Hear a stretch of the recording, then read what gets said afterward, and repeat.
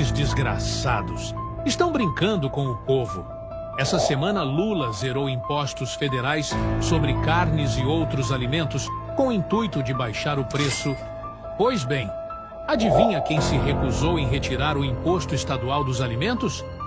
Sim, esses governadores lixos da direita bolsonarista. Como sempre, esses políticos de direita só pensam em dar lucro para os empresários.